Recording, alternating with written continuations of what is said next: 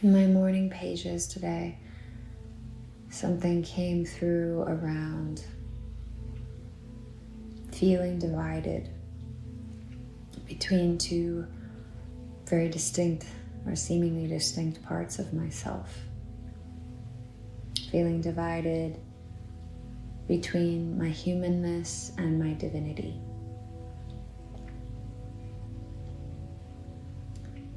When I really sat with this notion, a memory came back from probably around 7 years ago, plus or minus 1 or 2.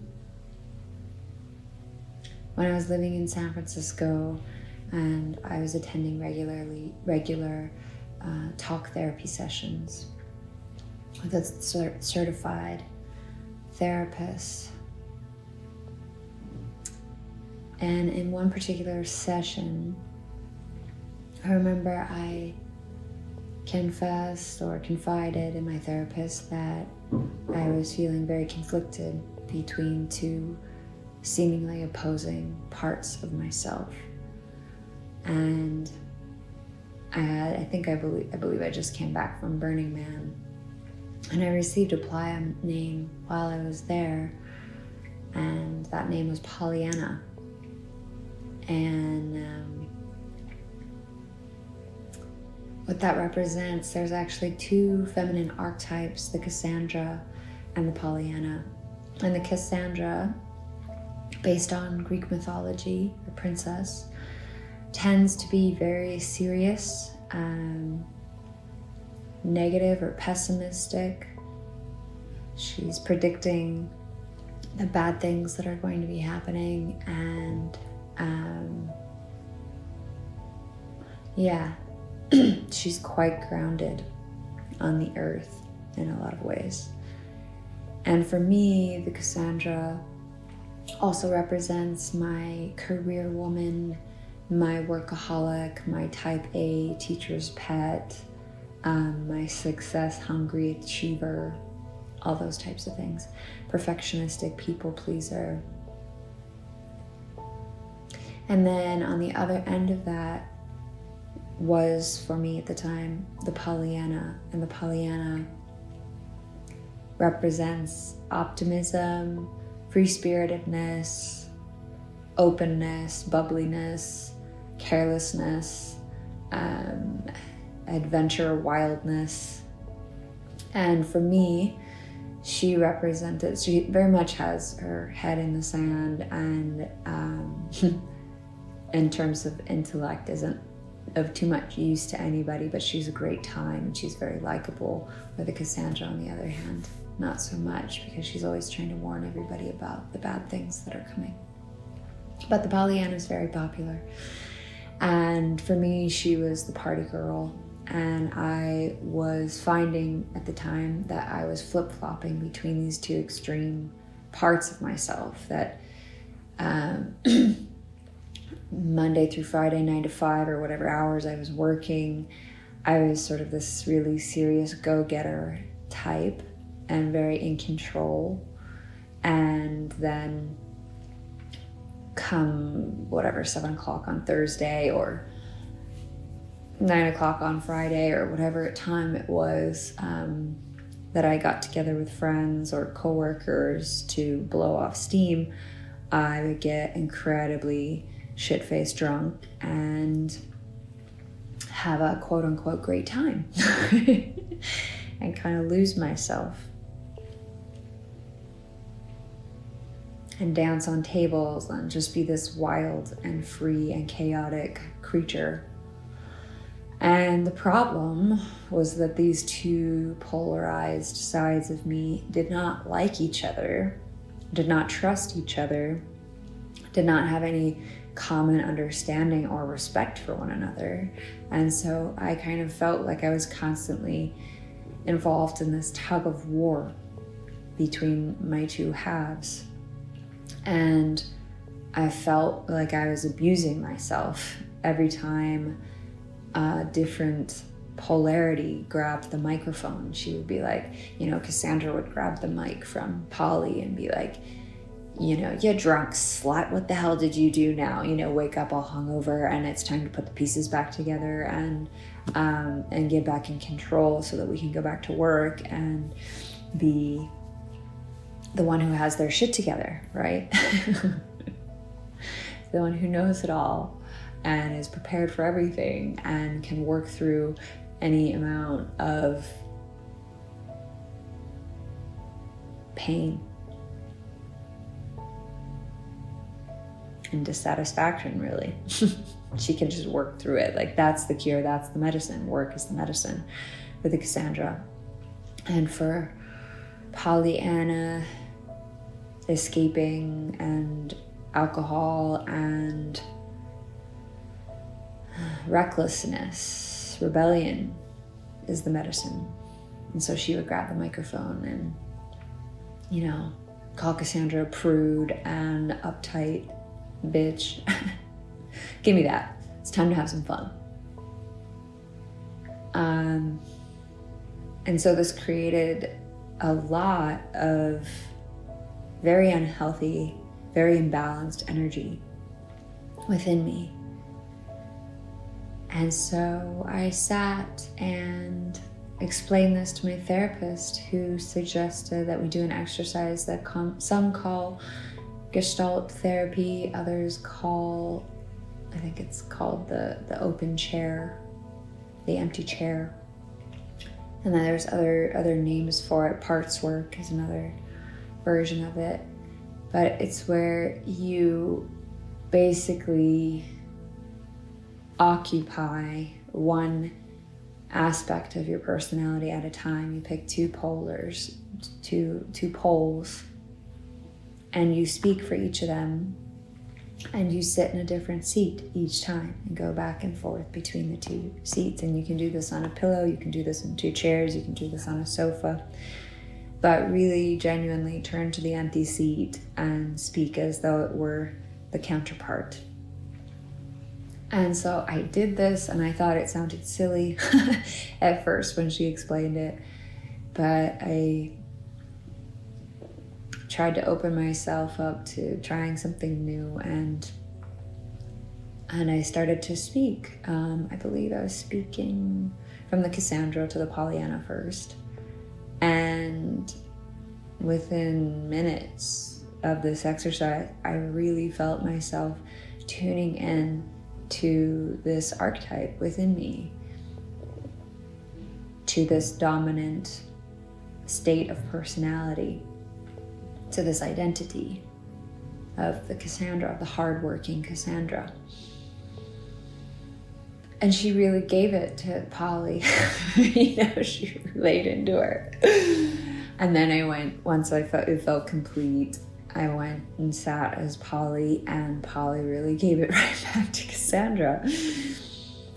And there were tears shed and jokes told and stories shared and anecdotes and feelings expressed.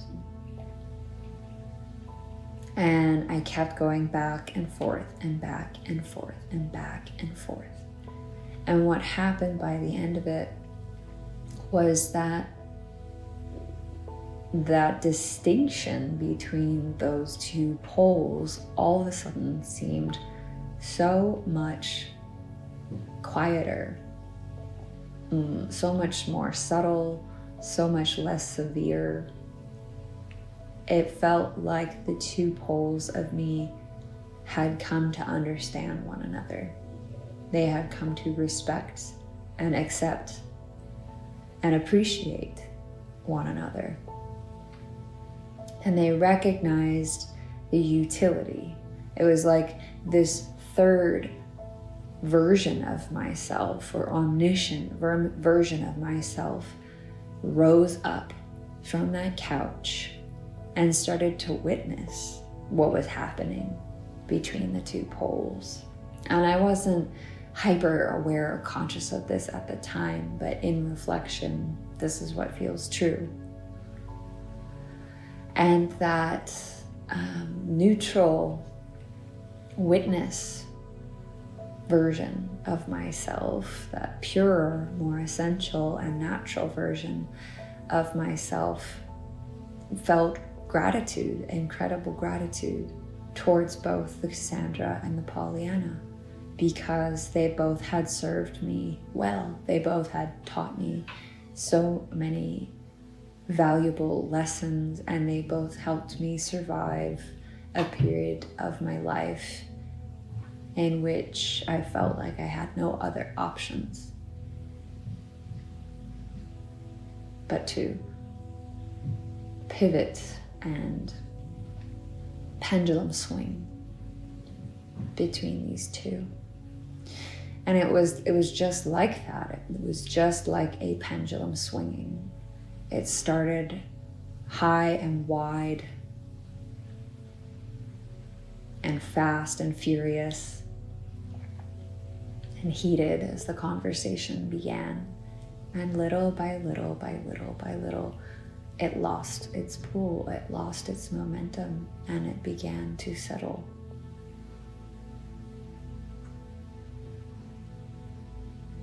And what I realize now that I probably didn't realize then was that I had just, in some way, initiated a great reset for myself, in which I subconsciously, and maybe even a little bit consciously, realized that I was actually neither of these characters, and I was also both of these characters. But the truth of who I actually am and was and always will be lies everywhere between. That they're not just two selves, there are infinite selves. And the poles are the most obvious to recognize, but they are not all that is. There are gradients and hues and shades. Millions and millions of fractalic shades of gray, of color, of luminescence, of pearlescence. And since that time, I feel like I have been dedicating my days to figuring out how to put all the seemingly broken and fragmented and divergent aspects of myself back together, like the Japanese when they take a broken vase and glue it back together with gold seams. It is painstaking, tedious work, but the results are absolutely stunning and remarkable and miraculous.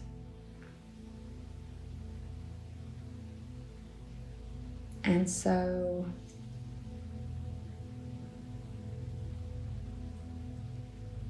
the same applies with this tug-of-war, or the sense of polarity that I'm feeling around the disparity between my humanness and my divinity,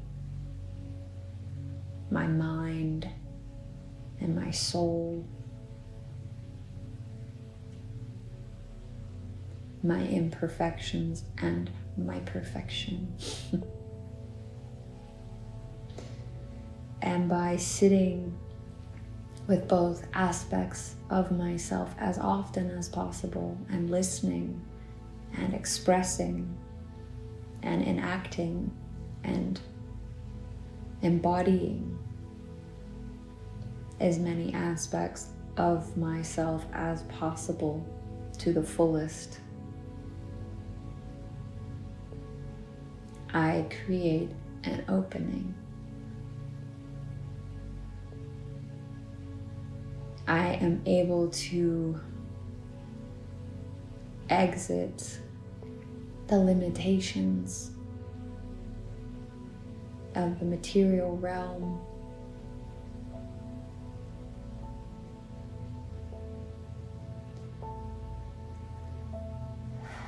It's called embodying our divinity. It's a fusion between the two.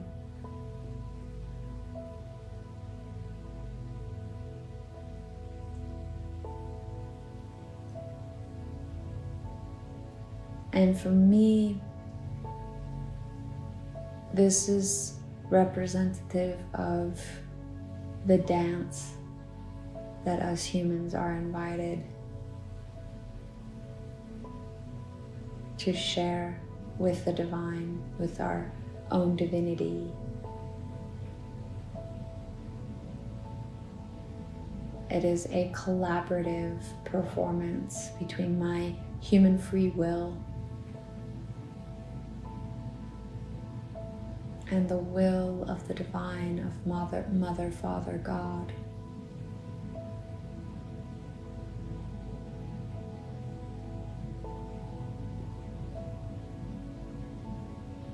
And I speak to those poles because there's confusion around the gender and identity of God, Him, herself,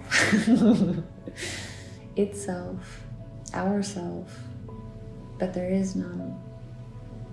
It's a fusion of the masculine and the feminine. It's a fusion of all things in between. It's a fusion of all things, just like we are. And so I picture myself on this carousel of self, and it is a multi-dimensional, multi-directional carousel of self. It's reminiscent of the scenes from Game of Thrones with the Lord of Many Faces, or whatever that was called. That we are all lords and ladies of many faces.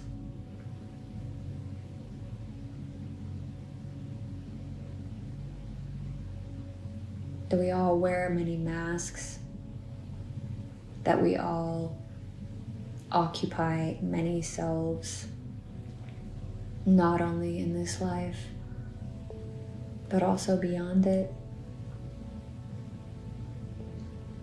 And so the work is to accept and love and appreciate every aspect, like the piece of a broken vase that needs to find its home.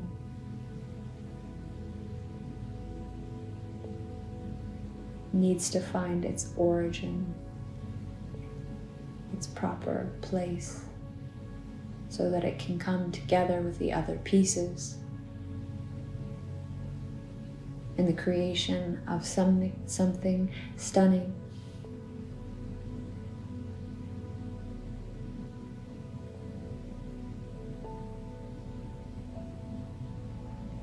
And so we must work to fuse and release and express and process many, many, many selves. There's all the selves that you have been in every moment of your life. So there's your infant self and your fetal self and your toddler self and your adolescent self and your teenage self and your adult self and your 20-something self and your and the list goes on depending on how long you've been on this planet.